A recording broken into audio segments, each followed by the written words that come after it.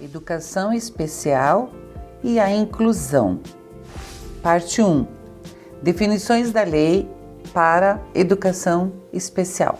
Vamos conversar um pouquinho sobre o que é educação especial frente à nossa legislação, o que a nossa lei entende.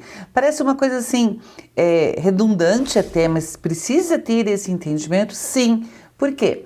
Primeiro porque a lei muda com o tempo, ela é adaptável. A gente tem na nossa história mudanças na legislação. E depois o entendimento da lei é flexível, é interessante falar isso também. Vejam, o que está posto na lei está posto, óbvio, porém, as diferentes interpretações dessas leis podem trazer diferentes atitudes, diferentes posicionamentos. E é claro que as pessoas sempre vão puxar a brasa para sua sardinha. Eu vou ler a lei de forma que ela contemple as minhas necessidades e os meus quereres. Em relação à educação especial, isso é bem peculiar e bem importante. Então, primeiro, para a gente entender esse processo, em educação todos nós sabemos, entendemos, é o que se diz, mas o que vem ser especial? Qual que é a conotação referente a especial? Então, vejamos lá. Especial pode ter a conotação de uma coisa própria, pode ter uma conotação de algo peculiar, algo específico e algo típico. Vejam, especial é próprio, é peculiar, específico e típico. Aqui nós temos duas interpretações importantes para serem feitas e que vão nos fazer pensar um pouquinho. O termo especial quer dizer, um ser especial é um ser que tem características próprias, diferente da grande maioria. Um ser peculiar é um ser que tem características diferentes das características dos demais. Específico quer dizer alguns pontos relevantes e típicos, alguns pontos, alguns elementos, algumas características que se repetem naquele caso especial, naquela tipificação especial. Esse é um entendimento interessante de fazer também. O outro entendimento é que a educação especial é voltada para alunos com características próprias, com características peculiares, específicas ou típicas. Isto quer dizer que, vamos tentar traduzir isso. Quer dizer que a educação especial volta a olhar para aquele que tem diferenças mais significativas e estas podem ser agrupadas, essas podem ser comuns. Nossa, professora, será que tem algum aluno que deveria estar incluído na educação especial e não está? Sim. É interessante a gente analisar porque tem sim. Nós temos, por exemplo, grupo de alunos, de pessoas que são diferentes das demais. Exemplo, os indígenas. Os indígenas entram na educação especial? Não, mas eles têm características próprias, características especiais e características diferenciadas dos alunos não indígenas. Vocês conseguem perceber como é bem abrangente e como a gente tem que tomar bastante cuidado em relação a isso? Dentro dessa reflexão, desse pensamento, vamos analisar quais são as características de educação especial. Dentro da educação especial, nós podemos ter alunos que são dependentes, treináveis e educáveis. O que são dependentes? São aqueles alunos atendidos em clínicas por serem totalmente dependentes e que necessitam de acompanhamento integral. Então, como o próprio nome fala, alunos dependentes são aqueles que precisam de alguém junto. Normalmente, esses alunos, eles são atendidos sim em clínicas especiais, em salas especiais, eles têm um acompanhamento próprio, porque se você deixar sozinho ou deixar sem um acompanhamento, isso pode trazer risco para ele, para o outro, ou o seu desenvolvimento não se dá. Então, são normalmente os casos mais severos. Temos também os treináveis. Quem são esses alunos? São os alunos que precisam de supervisão, mas conseguem conviver com outros alunos rotineiramente. Os alunos ditos treináveis são aqueles que, depois de uma adaptação, de um treino e sempre com um acompanhamento, eles conseguem se desenvolver convivendo com os outros alunos. Então, eles vão ter progresso, sim, desde que acompanhados. Por exemplo, os alunos que são cegos, os alunos que são surdos. Esses alunos, né, e na grande maioria das vezes, não é sempre isso que acontece, eles vão precisar, por exemplo, de intérpretes ou de acompanhantes para conduzi-los em determinados lugares. Então, depois de um certo treino, eles conseguem conviver, mas sempre com um acompanhamento. E nós temos os ditos educáveis. O que são os alunos educáveis? São alunos que frequentam as salas de aulas regular, possuindo habilidades de adaptação pessoal e social.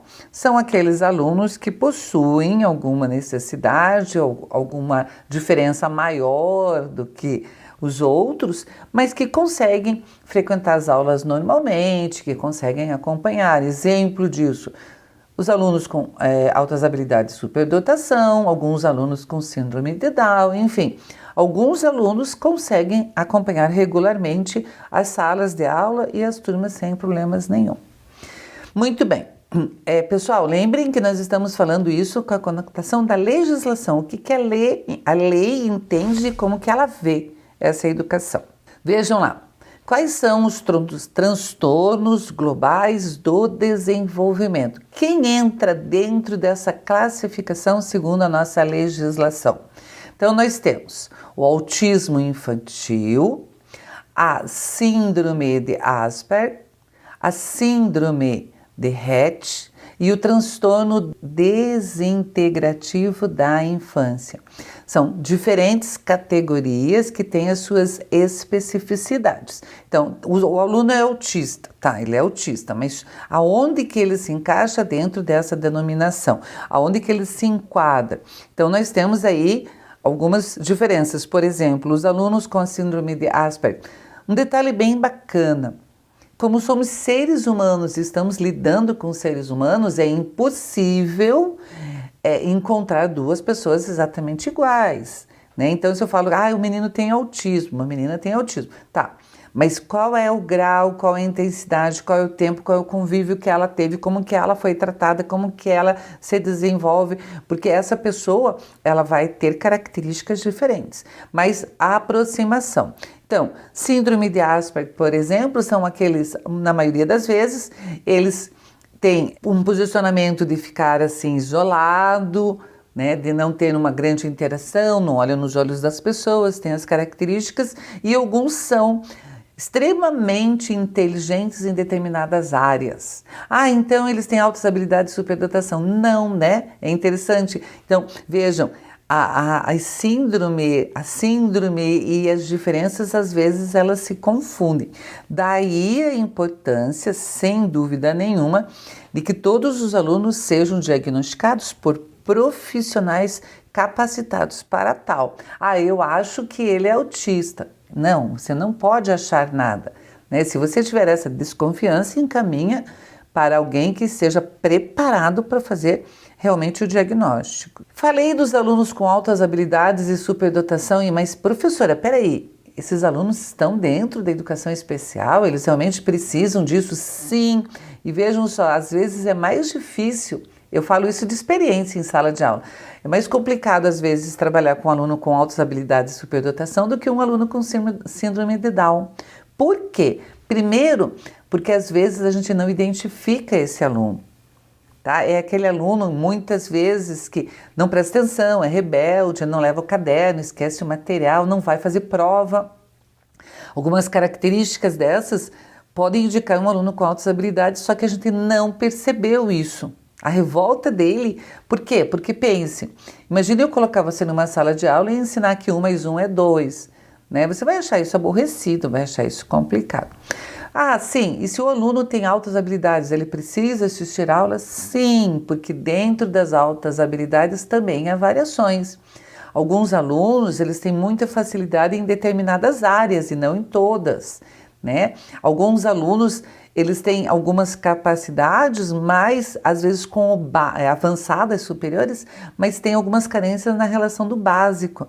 Daí a gente precisa conhecer, estudar, analisar, enfim. Vejam, os alunos com altas habilidades e superdotação evidenciam potencial elevada nas áreas intelectual, acadêmica, liderança, artes, psicomotricidade, de forma isolada ou combinada.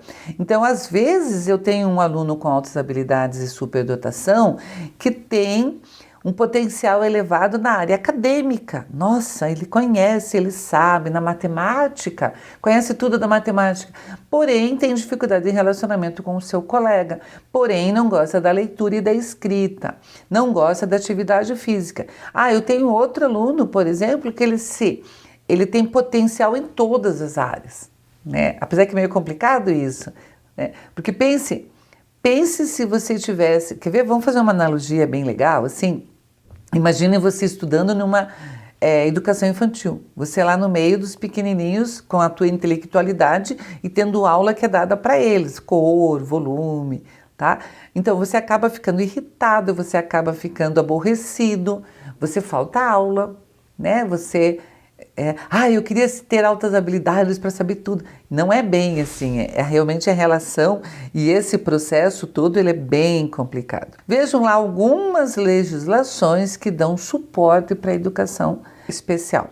Nós vamos falar da Declaração Universal dos Direitos Humanos, sem dúvida nenhuma, de 1948. Também as nossas LDBs, a 61, 50 e poucos anos já, ela era uma lei, essa Lei de Diretrizes e Bases da Educação, que pensou nessa educação especial. Sem dúvida nenhuma, em 1988, a nossa Constituição Federal, que é a atual, ela estabelece essa promoção para todos, então essa ampliação do conhecimento. Decorrente dela, em 1990, nós temos a Lei 8.069, que é o Estatuto da Criança e do Adolescente, e também, no mesmo ano, a Declaração Mundial de Educação para Todos. Em 96, a nossa Lei de Diretrizes e Bases da Educação atual, que volta para a educação especial. Em 2015, a Lei Brasileira de Inclusão de Pessoas com Deficiências. O histórico da nossa legislação mostra os avanços que nós tivemos em relação à aceitação legal, e a inclusão dos alunos da educação especial na educação, preferencialmente na educação regular. É um assunto bastante denso, bastante importante e interessante, que merece maior estudo, maior conhecimento, maior pesquisa. E é isso que eu desejo para todos vocês, Excelentes leituras, estudos, discussões, e quanto mais dúvidas a gente for criando e sanando, melhor vai ser o nosso processo de aprendizagem.